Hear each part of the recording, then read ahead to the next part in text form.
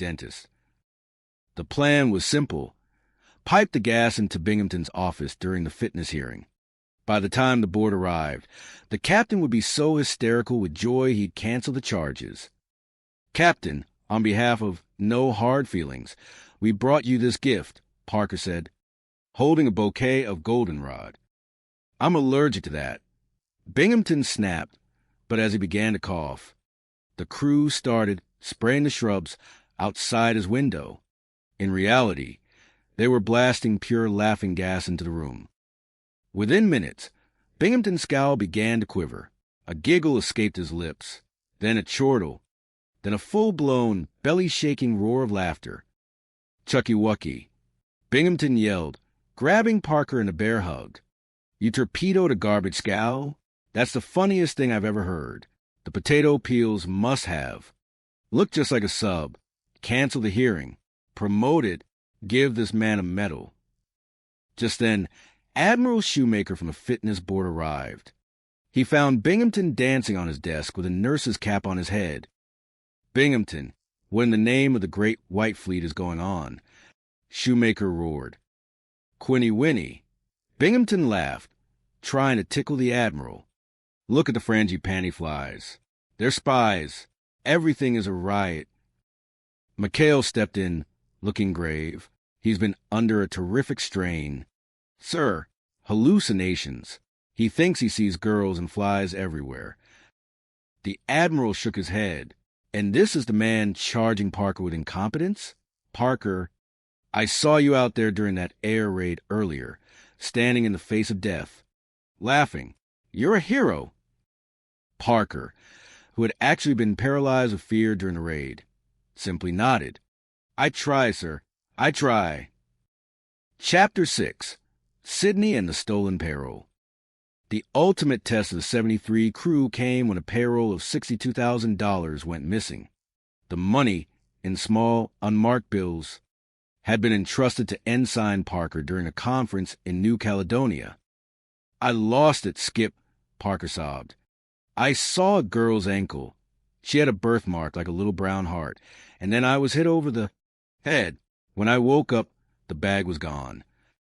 Binghamton was delighted. $62,000. "I've got them now. This is grand larceny." But the mystery took a bizarre turn when the crew discovered a new mascot on the boat, a friendly, 4-foot alligator they named Sydney. Sydney had a habit of bringing back gifts from the swamp. "Skipper, look," Gruber yelled. Sydney's got a wallet in his mouth. It's Captain Binghamton's ID card. "Did that alligator eat old Lee Bottom?" Virgil asked hopefully.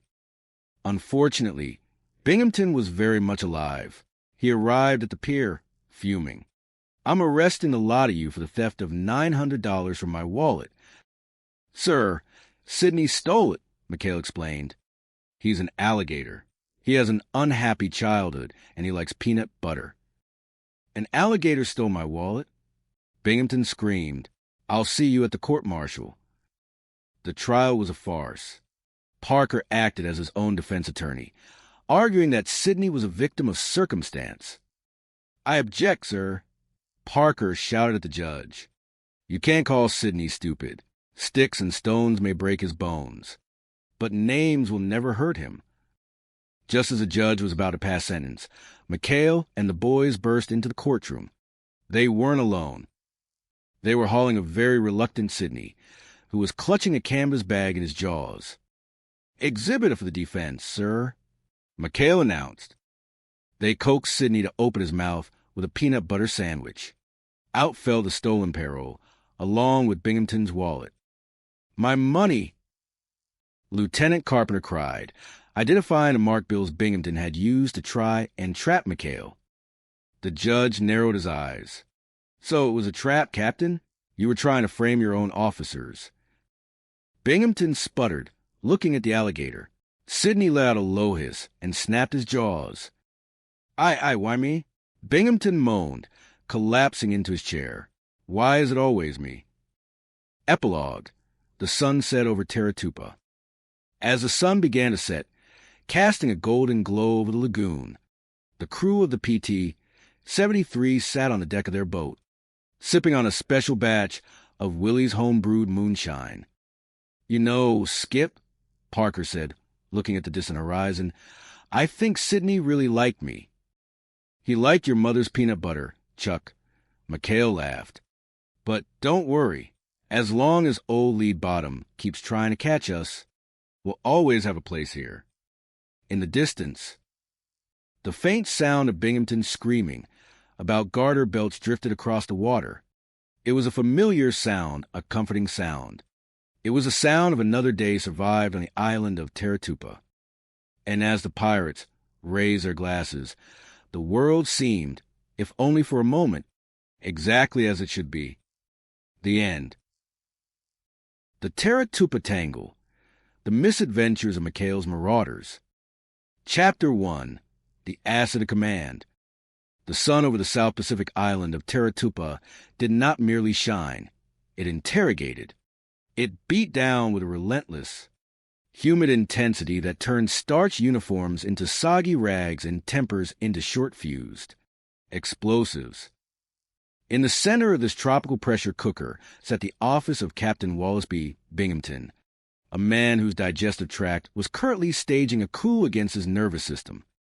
"Garter belts," Binghamton screamed, his voice reaching a frequency that made the local seagulls reconsider their flight paths. "You are the supply officer here, Carpenter. If the nurses need garter belts, you snap to it. Shake a leg. Oh, you know what I mean." Lieutenant Elroy Carpenter, a man whose primary function in life was to serve as a human shield for Binghamton's tantrums, winced. "Yes, sir. Right away, sir. I'll find the garter belts." Binghamton slumped into his chair, clutching his stomach. "What a war. Everything is on my shoulders. I'm the commanding officer, not a haberdasher. And now this." He brandished a crumpled message. "Admiral Rafferty, Iron Pants Rafferty himself, is arriving today on a sneak inspection. Look at this place, Carpenter. It's a mess. The Petty Officers Club sinks are backed up.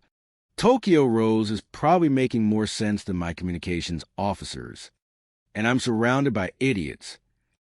"Sir," Carpenter whispered, "perhaps a pill for the indigestion?" "Indigestion? My stomach acid could start a car, Carpenter. It's not indigestion. It's McHale. It's always McHale and those 7 pirates on the PT-73. They're the real ulcer." Suddenly, a light bulb of pure, unadulterated cowardice flickered to life in Binghamton's eyes. "Wait a minute. If I were sick, truly, terribly sick, I could appoint an acting base commander. Someone else would have to face the Admiral's wrath. Someone who would surely destroy themselves in the process." Carpenter's eyes widened. Not McHale, sir." "Precisely," Binghamton cackled, which immediately turned into a groan of genuine pain. "Appoint McHale as acting base commander, with him and his cutthroats in charge. They'll run wild. They'll turn the base into a Roman orgy right in front of Iron Pants. It's brilliant, Carpenter. Call the medic. Tell them I'm dying. Tell them I've got tropical whatever it is." And so the trap was set. Binghamton retreated to the infirmary, feigning a mystery illness that baffled science but delighted his ego. Chapter 2, The Acting Base Commander. Commander Quentin McHale was a man who viewed Navy regulations as polite suggestions, usually written in a language he didn't speak. When he was summoned to Binghamton's bedside, he found a captain draped in a robe, looking about as near death as a man who had just finished a 3-course meal in secret.